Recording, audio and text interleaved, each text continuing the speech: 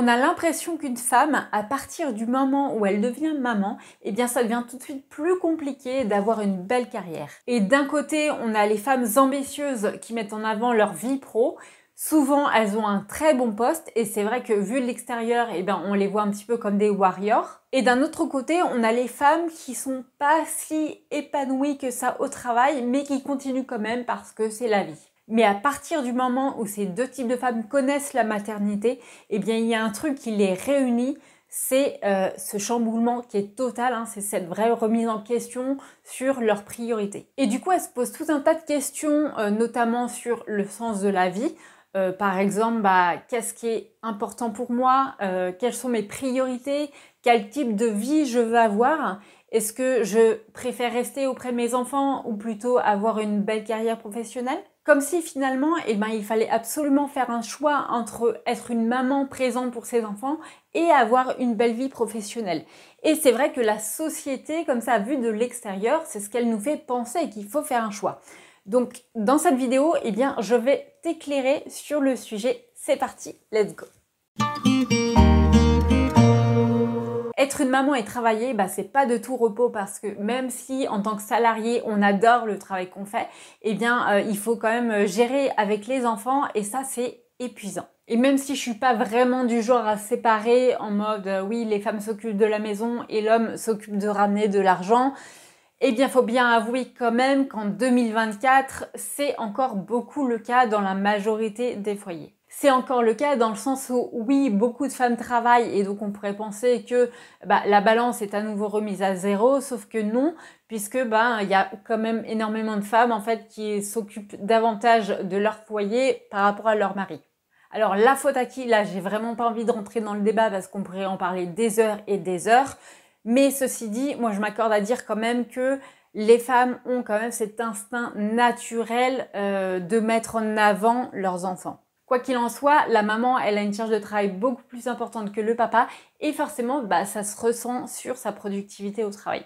Et que dire alors lorsque la femme est en recherche d'emploi? Parce qu'on parle beaucoup de discrimination, mais il y a énormément de discrimination envers les femmes justement et envers les mamans ou futures mamans. Parce que le patron, lui, il va forcément vouloir embaucher une femme sans enfants ou avec des enfants déjà qui sont grands, plutôt qu'une femme avec des enfants en bas âge ou qui est sur le point d'en avoir. Et en même temps, ça se comprend parce que qui dit maman travail dit aussi absence à répétition parce que faut l'emmener chez le médecin, parce que la crèche est fermée ou alors on part à l'heure et surtout on fait pas d'heures sup parce qu'il faut aller les chercher à l'école. Donc si encore la maman, avant d'avoir eu des enfants, elle avait déjà entamé une belle carrière, qu'elle avait donc des diplômes, elle avait fait des études spécifiques, bon là encore, ça peut passer, mais imagine que cette femme-là, elle n'a pas de haut diplôme, elle n'a pas une carrière florissante, et bien là, ça se complique. Parce que du coup, elle sera cantonnée à des boulots vraiment pas intéressants. Et pire encore, imagine cette femme, elle vit dans une région qui n'est pas très attractive au niveau de l'emploi, qui n'est pas en adéquation, je veux dire, avec ses études. Et là, c'est encore plus la galère. Tu vois, c'est un petit peu aussi mon histoire personnelle. C'est-à-dire que là, je vis en Bretagne et c'est une région donc, qui est beaucoup axée sur l'industrie, l'agroalimentaire. Donc, il y a énormément d'usines, par exemple, de travail en 2-8 avec des horaires décalés, tout ça.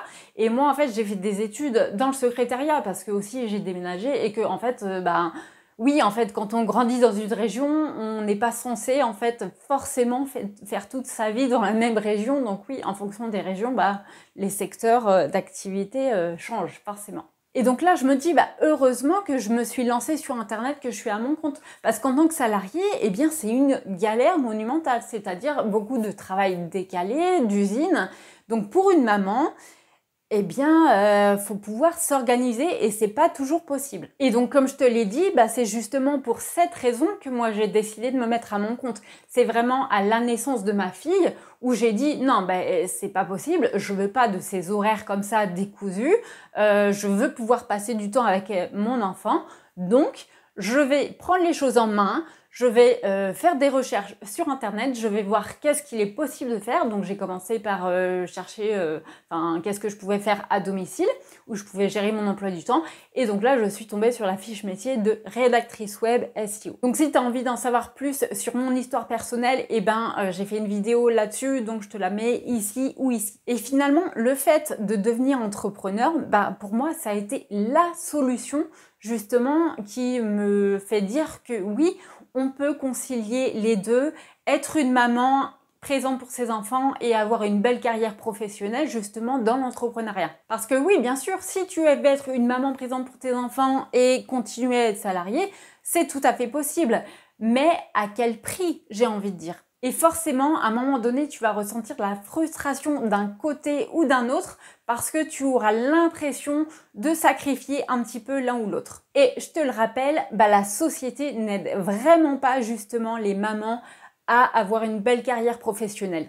Donc, la solution, c'est de te créer justement ce mode de fonctionnement idéal, ce mode de fonctionnement où tu peux être là pour tes enfants,